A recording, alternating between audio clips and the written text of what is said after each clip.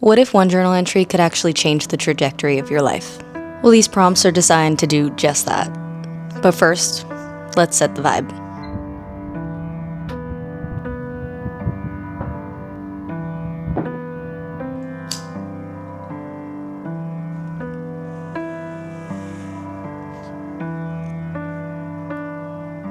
Before you write another word in your journal, I want you to ask yourself, am I actually learning about who I am and designing my dream life? Or am I just documenting my days?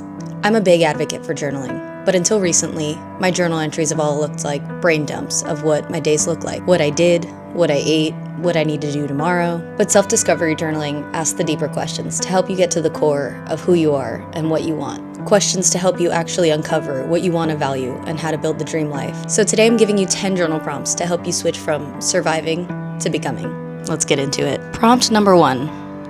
What parts of my life do I feel like I'm currently outgrowing?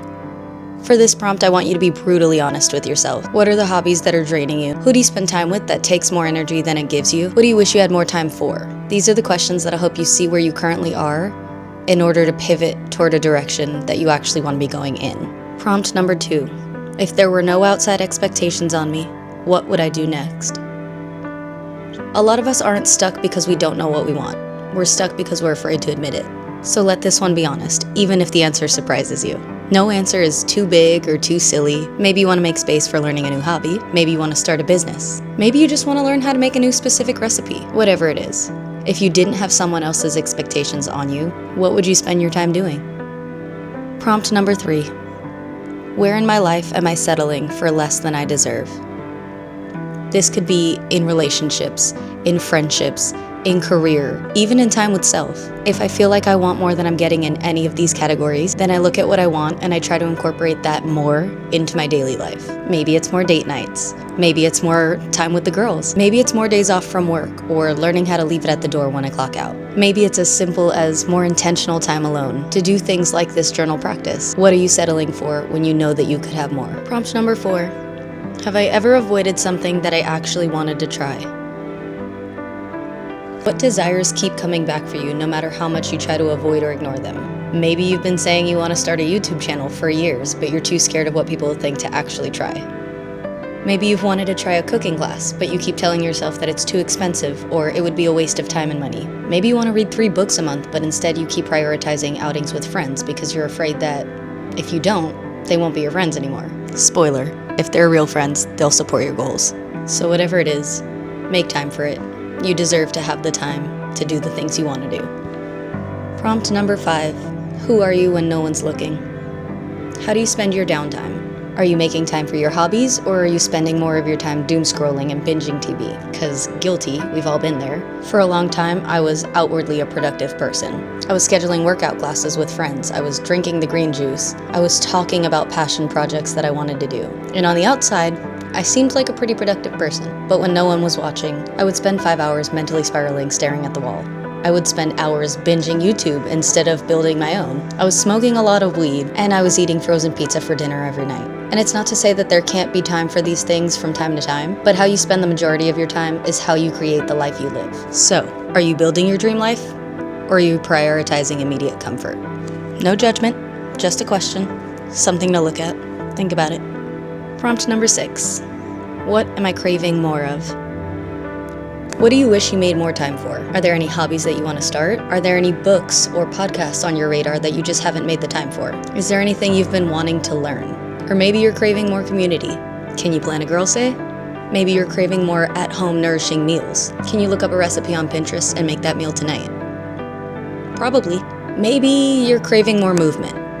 Can you book a dance class? Or follow a yoga video on YouTube? Maybe you can just go for a walk around the block. What are you craving, and how can you make time for it right now? Or this week? Prompt number 7. When do I feel most like myself? When you feel your best, when you feel most like yourself, who are you spending time with? What are you doing? How are you filling your cup when you're the happiest? Are you spending time out in sunshine, or are you treating yourself to a night out maybe? Are you getting all dolled up and feeling your cutest, or are you comfiest in a matching sweat set? Are you maybe sweating your ass off in a hot yoga class? Or are you quiet and cozy and comfy in some corner of the library reading a good book? When do you feel most like yourself? Get specific. Prompt number 8. What emotions have I been avoiding? Our emotions are often a great compass if we let them guide us instead of completely taking over. So what emotions come up for you most often? If it's sadness, maybe you still have some things you need to process. If it's anger, can you turn it into something constructive? Are you feeling a bit of jealousy? Because if so, chances are that some part of you wants that for yourself. In which case, how can you achieve it? Maybe you've been avoiding the feeling of happiness because you feel guilty or undeserving. If so, why do you think that is? Maybe you've been avoiding the feeling of guilt. In that case, maybe give yourself a little bit of grace and forgive you. Whatever emotion you've been avoiding, sit with it, see where it's coming from, and see what you can learn from it. This will help you move the needle forward. Prompt number 9. What did I learn the last time I felt this lost? And how did I eventually find myself? When was the last time you felt lost? What were the circumstances and what did they teach you? Hindsight's 20/20, and it's a lot easier to see the lessons once you've had time to detach yourself from the scenario. But you've absolutely been through tough times. And if you're watching this today, I know you made it through. So how did you do it? And what lessons did you learn that could help you overcome this hard time? Every negative experience teaches us something. And sometimes, how you got out of it last time is exactly what you need to pull yourself out of it this time. And prompt number 10. What would the version of me I'm becoming do differently this month? This prompt will force you to get honest about the future that you want in comparison to where you currently are right now. So if you were already the person you wanted to be, how would you move differently throughout your days? These questions can be uncomfortable, but discomfort is often where growth and clarity lives. Notice what immediately comes to mind. That's usually the truth knocking. Because self-discovery isn't just reflection, it's redirection. And your future self is always sending you clues. These prompts will help you to listen for them. You don't have to answer these questions perfectly. You don't have to figure out your entire life in one journal session. These prompts are just here to help you look a little bit deeper. Sometimes the most powerful thing you can do is just sit with yourself long enough to see what comes up for you. If you do try any of these prompts, come back and let me know which ones actually shifted something for you. And if you're also on your self-discovery journey, just know that you're not behind. You're right on time. You're doing great, sweetie. Love you.